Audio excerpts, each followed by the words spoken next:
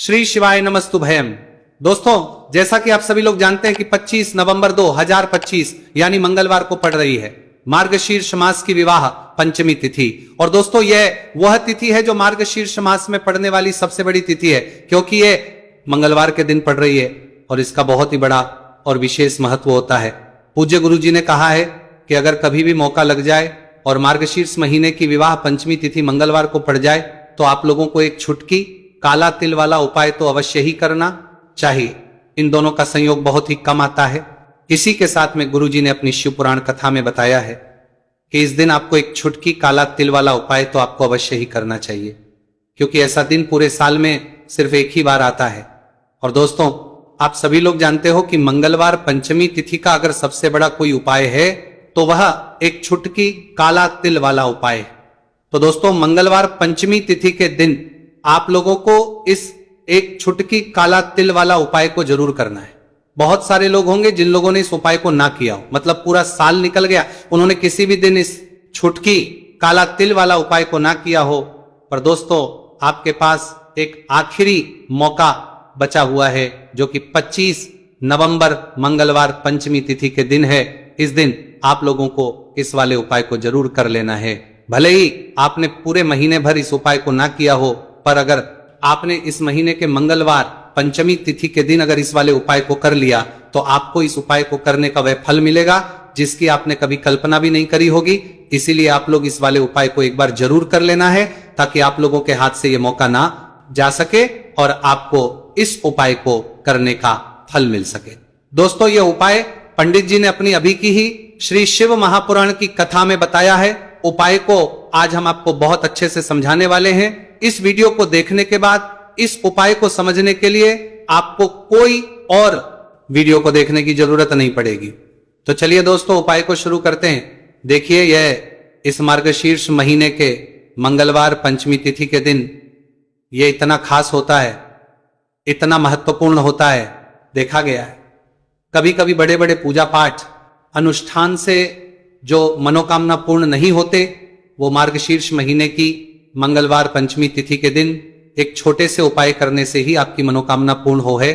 और बहुत सारे लोगों ने इस उपाय को किया भी है और उनको इस उपाय को करने का फल भी जरूर मिला है।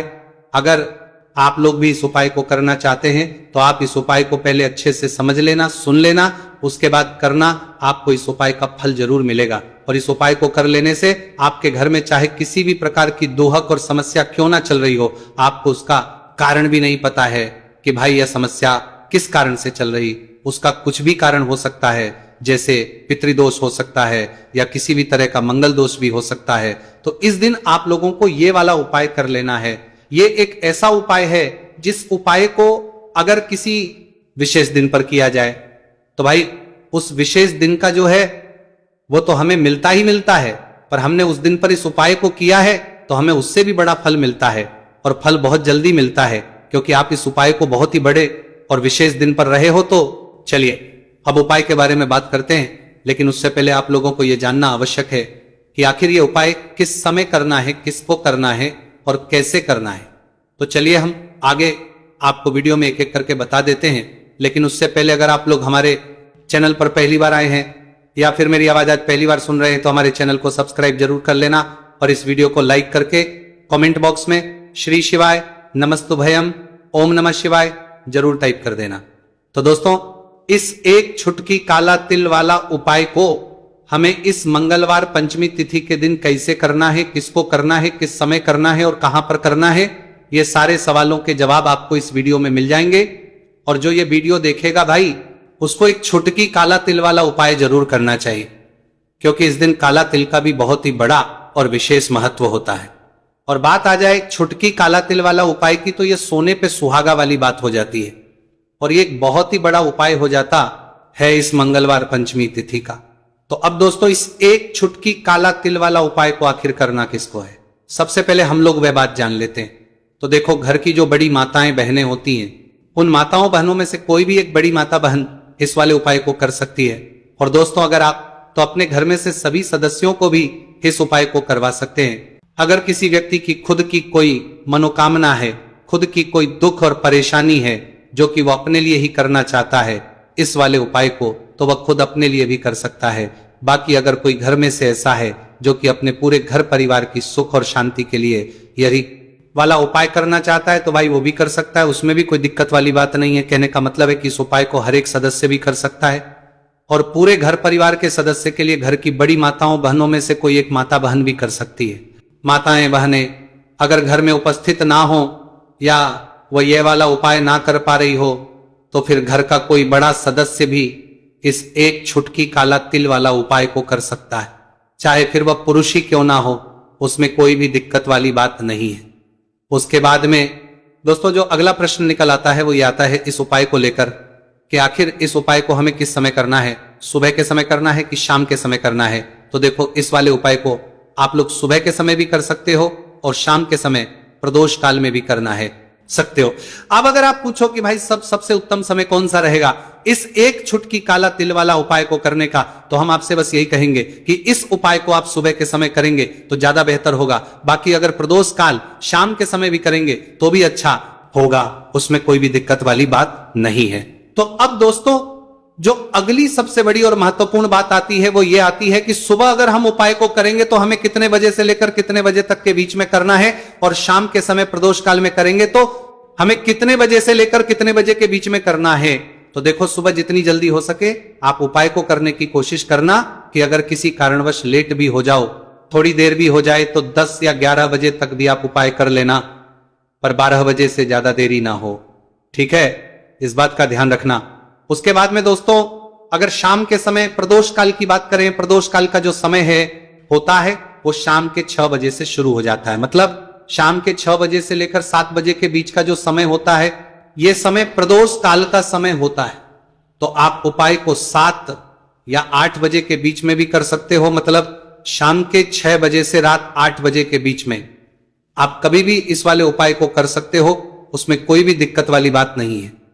देखिए यदि आपके जीवन में संकट बहुत ही अधिक चल रहे हो, समस्याएं बहुत ही अधिक चल रही हो, एक एक रूप खर्च करने आपको बस ओढ़ रहा है, भूमि से जुड़ी हुई कोई भी समस्या हो या फिर आपके विवाह से जुड़ी हुई कोई भी समस्या हो या आपके व्यापार से जुड़ी हुई कोई भी समस्या हो, तो आपकी ये सारी समस्या इस मंगलवार पंचमी तिथि के दिन समाप्त होने वाली है। तो चलिए दोस्तों जानते हैं उस विशेष उपाय के बारे में। देखिए इस वीडियो में हम पूज्य गुरुजी द्वारा बताए गए 3 बहुत ही चमत्कारिक उपायों के बारे में जानेंगे। देखिए ये जो उपाय है आपके जीवन से दुर्भाग्य का तो अंत करेंगे ही, साथ ही साथ यदि आपके जीवन में धन की समस्या चल रही है तो वह सभी भी आपकी समाप्त हो जाएंगी। देखिए गुरुजी ने बताया है कि जब भी मंगलवार पंचमी तिथि का दिन पड़े तो हमें कर्ज मुक्ति के लिए कुछ उपाय करने चाहिए। इसी के साथ हमें धन प्राप्ति, भूमि से जुड़े कार्यों और विवाह के लिए भी उपाय करने चाहिए। तो चलिए दोस्तों जानते हैं गुरुजी द्वारा बताए गए सबसे पहले उपाय के बारे में। देखिए यह उपाय विशेषकर उन लोगों को करना है जिनकी भूमि से जुड़ी कोई भी समस्या चल रही हो, यानी कि उनकी भी जमीन से जुड़ी हुई समस्या चल रही है, यानी कि जो लोग मकान खरीदना चाहते हैं या फिर उनका खेत से जुड़ा कोई भी केस चल रहा है या फिर जिनके भी विवाह में विलंब हो रहा है या फिर जिन भी लोगों के जीवन में कर्ज बहुत ही अधिक बढ़ने लगा है, कर्ज जो है वह चुका नहीं पा रहे, तो गुरुजी ने कहा है कि ऐसे लोगों को यह उपाय करना चाहिए। देखिए इस उपाय के लिए आपको थोड़े से काले तिल ले लेने हैं। देख आपको मात्र एक चुटकी काले तिल ले लेने हैं। इसी के साथ में आपको थोड़ा सा शहद ले लेना है।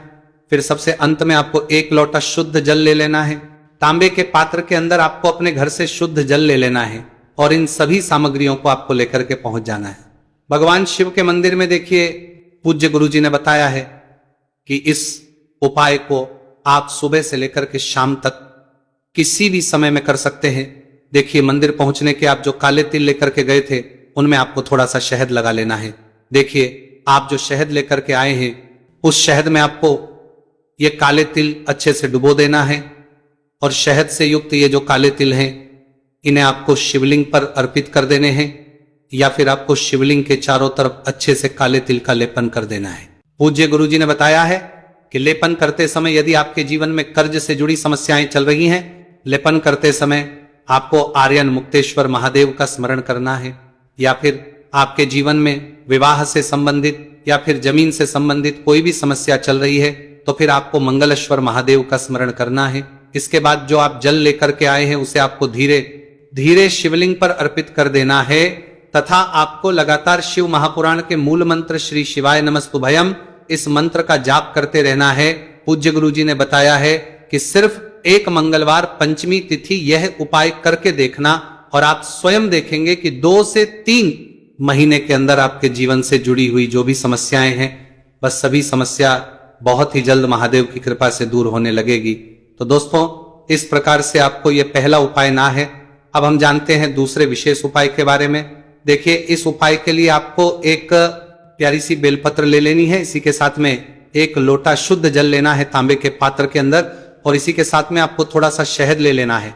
देखिए मंगलवार का दिन है और मंगलवार पंचमी तिथि के दिन यदि हम शहद का उपाय करते हैं तो इससे महादेव हमसे बहुत ही अधिक प्रसन्न होकर के हमारी मनोकामना को परिपूर्ण करते हैं।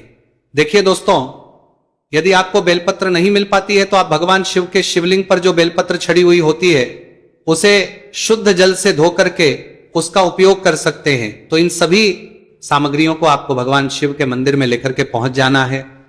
गुरुजी ने कहा है कि इस उपाय को भी आप सुबह से लेकर के शाम तक किसी भी समय में कर सकते हैं।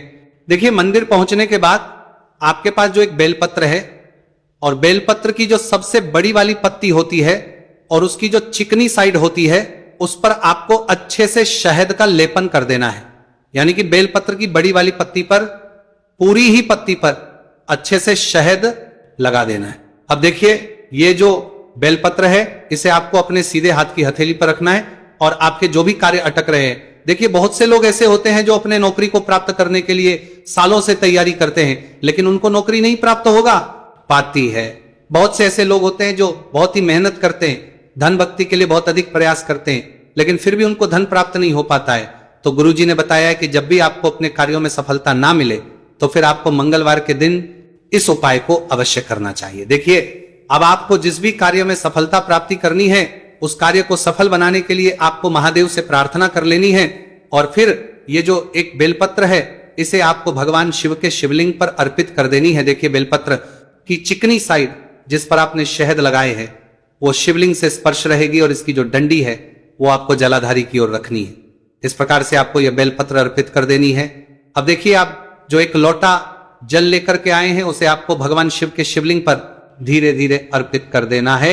श्री शिवाय नमस्तुभयम इस मंत्र का जाप करते हुए देखिए जैसे ही यह जल शिवलिंग से होकर के जलाधारी की ओर बह करके आएगा तो इसे आपको थोड़ा सा अपने सीधे हाथ की हथेली में झेल लेना है। इस जल को आपको अपनी दोनों आंखों पर लगा लेना है और इस जल का थोड़ा सा छिड़काव आपको अपने शरीर पर कर लेना है।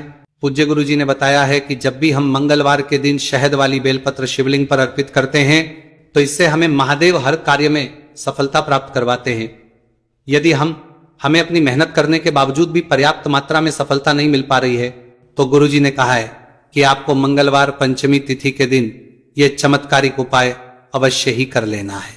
अब दोस्तों हम जान लेते हैं गुरुजी द्वारा बताए गए तीसरे विशेष उपाय के बारे में। देखिए इस उपाय के लिए भी आपको मात्र 1 लोटा शुद्ध जल ले लेना है तांबे के पात्र के अंदर। फिर इसी के साथ में आपको एक प्यारी सी बेलपत्र ले लेनी है। बेलपत्र आपको ध्यान रखना है कि कैसे भी कटी हुई खंडित नहीं होनी चाहिए। अब देखिए मात्र 2 सामग्री लेकर के आपको भगवान शिव के मंदिर में पहुंच जाना है। पूज्य गुरुजी ने बताया है कि यह उपाय विशेषकर उन लोगों को करना है जिनकी कोई भी विशेष मनोकामनाएं जो कई दिनों से परिपूर्ण नहीं हो पा रही, चाहे वह विवाह से संबंधित हो, नौकरी से संबंधित हो, व्यापार से संबंधित हो, चाहे किसी भी प्रकार की मनोकामना है जो परिपूर्ण नहीं हो पा रही है तो उसके लिए आपको यह उपाय करना है। देखिए इस उपाय को भी आप सुबह से कि शाम तक किसी भी समय में कर सकते हैं।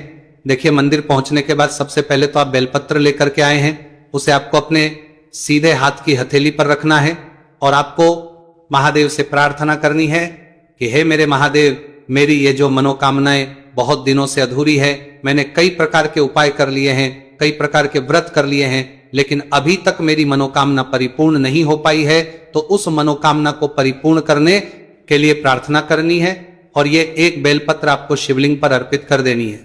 देखिए बेलपत्र की जो चिकनी साइड है वो शिवलिंग से स्पर्श रहेगी और इसकी जो है वो आपको जलाधारी की ओर रखनी है। इस प्रकार से आपको यह बेलपत्र अर्पित कर देनी है। इसी प्रकार से आपको यह बेलपत्र अर्पित करनी है।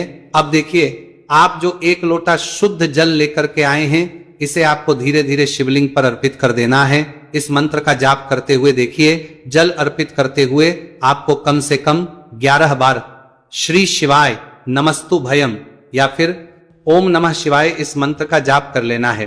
पूज्य गुरु जी ने बताया है कि जो भी व्यक्ति 25 नवंबर मंगलवार पंचमी तिथि के दिन शिवलिंग के सामने इस उपाय को करता है, तो उसकी जो भी मनोकामना है वो महादेव की कृपा से निश्चित ही परिपूर्ण हो जाती है। तो दोस्तों, ये थे पूज्य गुरु जी द्वारा बताए गए कुछ बहुत ही खास उपाय। अगर आपको जानकारी अच्छी लगी हो तो वीडियो लाइक करिएगा। मिलते हैं फिर एक नई वीडियो के साथ। श्री शिवाय नमस्तु भयम।